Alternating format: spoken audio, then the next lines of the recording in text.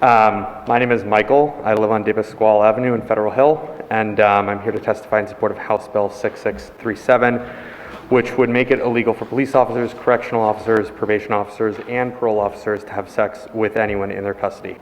I want to say thank you to Representative Henrys for bringing this bill back into consideration this session, as well as to Representatives Felix, Hull, Lombardi, Kazarian, Kassar, and Batista for sponsoring this legislation.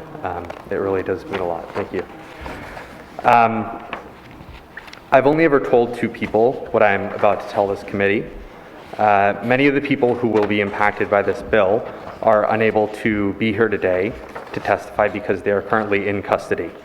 And because they can't share their stories, I think it's important to share mine. Please think about the people who would tell you similar things tonight if they could be here.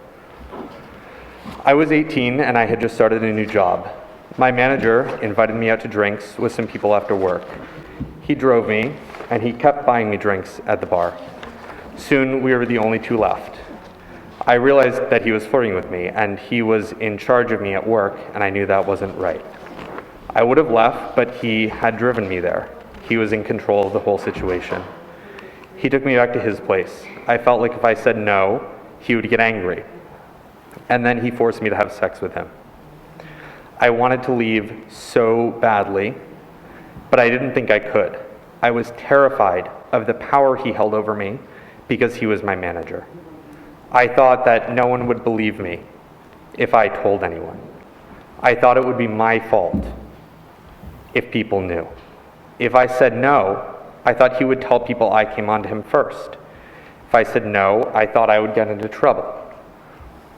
I thought he would use me being drunk to say I was making it up. If I said no, I thought I would be punished at work or that I would be fired. I can say this with absolute certainty. If I knew that I would have had the protections of a bill like House Bill 6637, I would have said no. I would have left. I would have told someone, and I wouldn't have panic attacks that leave me unable to breathe. I want you to imagine the type of fear and pressure that you would feel if a police officer or a correctional officer tried to have sex with you while you were in custody. This bill would protect people in custody from being forced into having sex with their custodians in the way that I was with my manager. People in custody cannot consent to having sex with their custodians no matter what, because of the immense power that their custodians have over them. That's what differentiates it from other professions, and that's why we need this specific bill. People in custody are kept in custody by their assaulters. It is not okay for people to have sex with their charges at work. It's not okay if you're a doctor. It's not okay if you're a teacher. It's not okay if you're a social worker. It's not okay if you're my manager. But for some reason, in Rhode Island, it's okay if you are a police officer or a correctional officer or a parole officer. No one in custody should worry about being believed. They shouldn't have to think it'll be their fault. They shouldn't have to fear punishment from their custodians if they say no. They shouldn't fear getting in trouble in the prison or the jail that they're in if they say no. People in custody in Rhode Island deserve the ability to say no. They deserve the protection of this committee and of this legislature, and they deserve your protection. This bill will make a real difference. It will protect people in custody in Rhode Island from having to go what I went through. It makes clear that it is never okay for a custodian to have sex with someone in their charge, and it will give people in custody the power to speak out. Please pass this bill to the floor for a vote. Thank you. Thank you, Michael.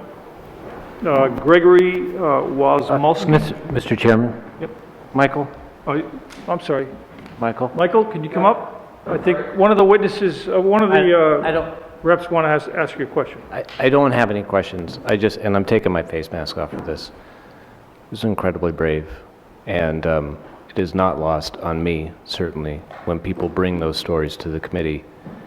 This is a hard committee with a lot of really tough topics.